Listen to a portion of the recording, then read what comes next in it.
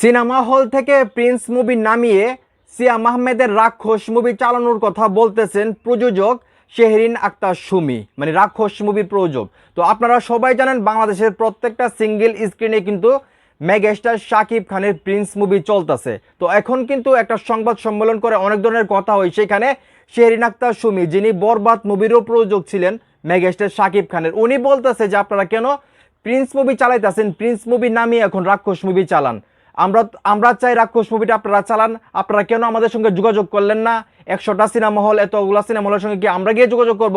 আপনারা কেন আমাদের সঙ্গে কাছে আসেন নাই? আপনারা কেন আমাদের কাছ থেকে ছবি নেওয়ার কথা বলেন নাই? আমরা যে মুভি বানাইছি সেটা তো একদম সিঙ্গেল স্ক্রিনের জন্য পারফেক্ট। আর অনেক কথা বলতেছে, শাকিব খানকে ছোটো করেও কথা বলছে, সেগুলো বাদ দিলাম।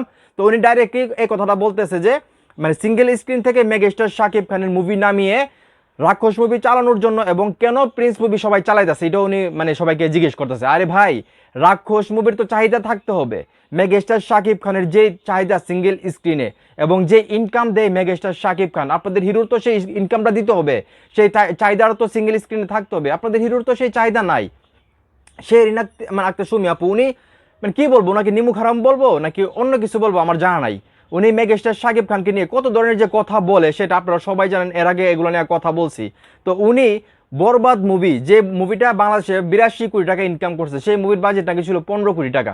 তো 15 কোটি টাকা বাজেটের একটা মুভি 82 কোটি টাকা যদি মার্কেট থেকে ইনকাম করে থাকে, তাহলে এক মুভি দিয়েই তো ওনার সারা জীবনের ইনকাম উনি করে ফেলছে শেহরিন আক্তার সুমি আপু। তারপরে তো ওনার উচিত ছিল মেগাস্টার শাকিব খানের সঙ্গে ভালো সম্পর্ক রাখা। মুভি করুক না করুক, আজকে না করলে আরেকটা করবে, ঠিক না? রাক্ষস মুভিটা করে নেই শাকিব খানের, ভালো একটা সিদ্ধান্ত ছিল আমি যেটা মনে করি। কারণ রাক্ষস মুভিটা যদি শাকিব খান করতো, যদি ভালোও চলতো, মানুষ একটা কথা বলতো যেটা আসলে বরবাদ 2 করছে। কারণ রাক্ষস মুভির প্রত্যেকটা জিনিস বরবাদ মানে বরবাদের মতো করছে। গল্প বলি, আমরা অ্যাকশন বলি, সব কিছু বরবাদের থেকে কপি করছে।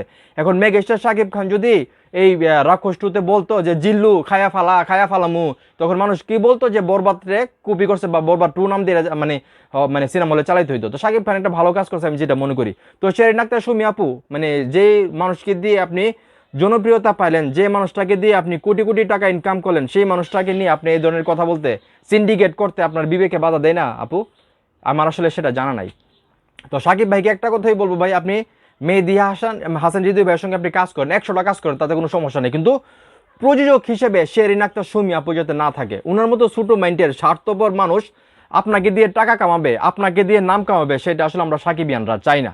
আপনি হৃদয় ভাইয়ের সঙ্গে 100টা কাজ করেন, তাতে কোনো সমস্যা নেই। কিন্তু এই শেহরিনের প্রযোজনা প্রতিষ্ঠানের সঙ্গে আপনি কাজ করবেন না, আপনি অন্য প্রযোজনা প্রতিষ্ঠানের হৃদয় ভাইকে দিয়ে কাজ করেন, এটা করলে সাকিবিয়ানরা খুশি হবে। তো যাই হোক, এই যে আমাদের শেহরিন আক্তার সুমি আপু শাকিব খানের প্রিন্স নামিয়ে ওনার রাক্ষস মুভি কেন চালানো হচ্ছে না, কেন হলমার্কটা ওনার রাক্ষস ছবি নেই না, মানে উনি সেটা হয়তো জানে না।